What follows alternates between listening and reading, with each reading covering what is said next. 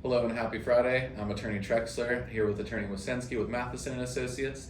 Today we're going to go over some of the problems and issues you can see with domestic violence protective orders.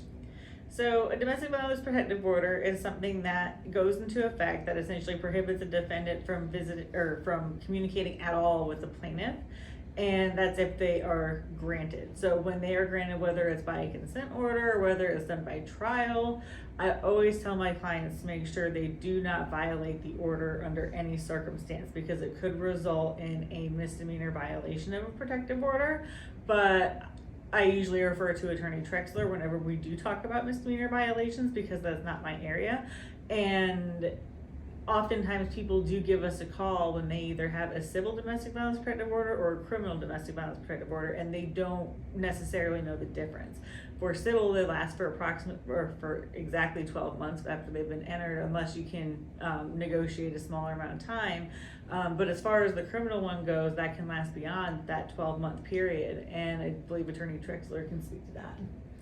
So with the difference between those two types of orders, one is typically ordered by a judge immediately after being charged for a potential domestic violence offense. The common ones that we see would be assault on a female, simple assault, harassing phone calls, communicating threats, just to name a few. Whenever you're charged with any one of those types of charges, those are all charges that are going to land you in the domestic violence courtroom here in Wake County. And when you're released on bond, or a bond is set for you, even if you're not released, one of those conditions of release is going to be that you are not allowed to have any contact with the alleged victim. Now, this is the criminal style of domestic violence protective order that attorney Wacenske was referring to, and this order can last potentially as long as the case goes on, could last longer, depending on how long it takes to resolve in comparison to the 12 months that a standard civil domestic violence protective order is ordered for. Regardless, when you are charged with one of these types of cases, the number one thing that you need to keep in mind is that you cannot have any contact whatsoever with that alleged victim. That includes direct or indirect, meaning whether it be by you texting, calling, Facebook messaging, going to their house. All of those are direct forms of communicating with them. Indirect forms that we see frequently would be using a third party to speak to them on your behalf. That is not allowed either.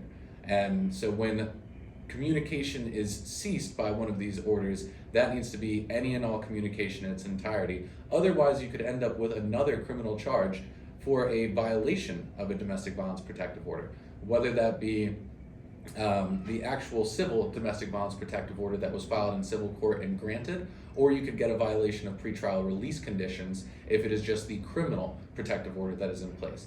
Now, those can land you in two different places. One is likely going to revoke your bond and make things more difficult for you to deal with at trial on the criminal end, and the other is a full new criminal charge that's going to be levied against you and that you're going to have to deal with. On top of that, these are some of the things that make resolving these cases in criminal court even more difficult.